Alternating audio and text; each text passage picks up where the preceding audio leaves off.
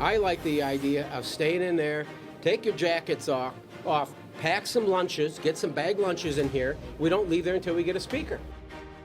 Welcome back to America Decides. That was Texas Republican Congressman Troy Nehls calling on his conference to elect a speaker immediately. Molly Ball and Kadia Goba join us now. Molly is a senior political correspondent for the Wall Street Journal. Kadia is a politics reporter for Semafor. Great to have you both here. Really appreciate it. Kadia, we'll start with you. So when you look at the speaker's race, Jordan moving toward a third ballot, but maybe not. What's your read, talking to all your sources on Capitol Hill, about where this stands? So there's about 22-ish holdouts right now. He's not gaining support. He said that he's going in back and behind closed doors to talk to these people. But you have like moderates from New York who are, trying to get like their SALT priorities. And then you have just people who are just not into a Jim Jordan speakership, mainly because they're upset about what happened to McCarthy and how Scalise was treated. So I don't see him gaining more traction. I just think that we inevitably will be going down the route of giving McHenry more powers with the help of Democrats at this point, because you already hear Republicans are saying they're not with it. Molly, what's your latest reporting? Well, the bedrock of opposition to Jim Jordan has been some of the appropriators, right? People like Kay Granger, the Cardinals, the subcommittee chairs from the Appropriations Committee, because they are the people that Jim Jordan has tortured for years. He has made their lives heck.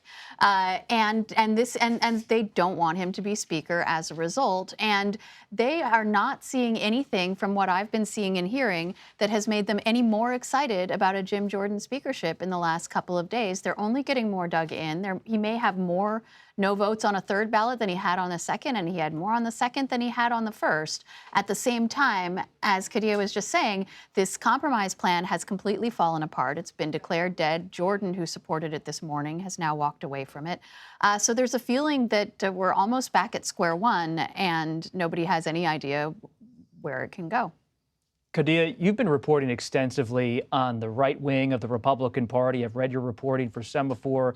What's the outside pressure campaign at this moment to keep Jordan in the race versus maybe moving toward a consensus pick or toward empowering the Speaker pro tem, Patrick McHenry? So a lot of people are just blaming it on the base. There was reports that Miller Meeks was harassed, and some other members, some of their family members. There was one member who said they had to have a guard or some security by their child's school. But no member of Congress is taking claim about these harassment. They're mainly saying that the base is at fault here.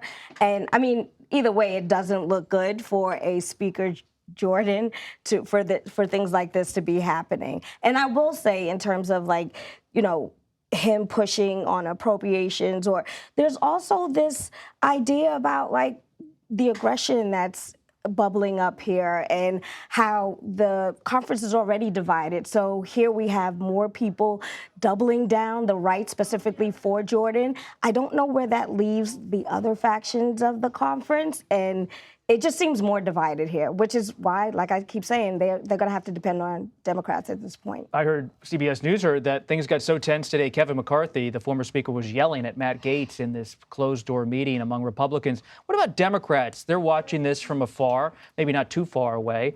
You're a biographer of former Speaker Nancy Pelosi. How do you believe veteran Democrats like Pelosi, like Hakeem Jeffries, the minority leader, are handling this moment? Are they going to ever maybe shed a few votes to get the House back on track? The feeling among Democrats is that they can't dance if they haven't been asked. At the same time, they have made various formal proposals, whether it's Leader Jeffries or other Democrats who may have more relationships with Republicans across the aisle due to their membership in, something like the Problem Solvers Caucus or their state delegations. But none of that has achieved any kind of formal standing, in part because Republicans have been very clear that they don't want it, and that any kind of collaboration with Democrats is seen as a red line. I think Democrats have gone over the last couple of weeks from sort of licking their chops at the chaos. Earlier this week, former Speaker Emerita Pelosi walked off the floor and said to reporters, well, they're out there learning to do math.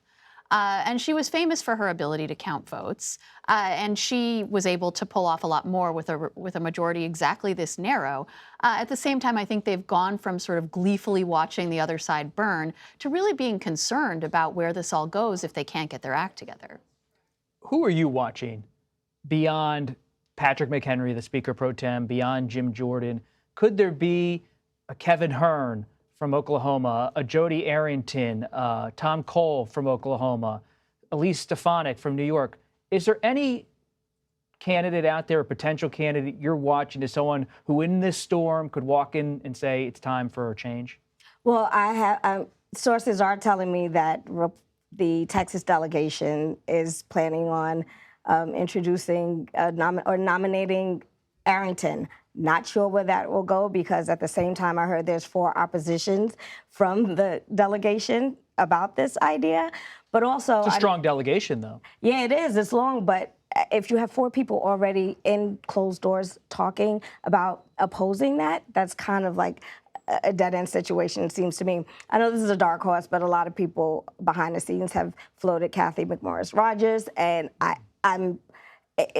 that'll be interesting to see. I'm still thinking that it's going to be a McHenry. I think Democrats are more comfortable with him. I just think Republicans had an opportunity to do this without Democratic help, coalescing around a McHenry without making concessions, and just to show you how fractured the conference is, they can't get it done. Very quickly, who are you watching, Molly?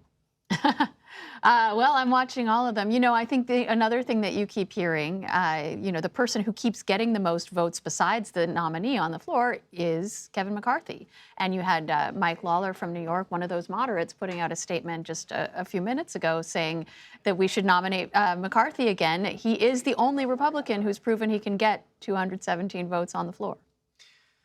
Molly Ball, Kadia Goba, we really appreciate you coming by. Thank you so much. Come back again. Thanks. Appreciate it.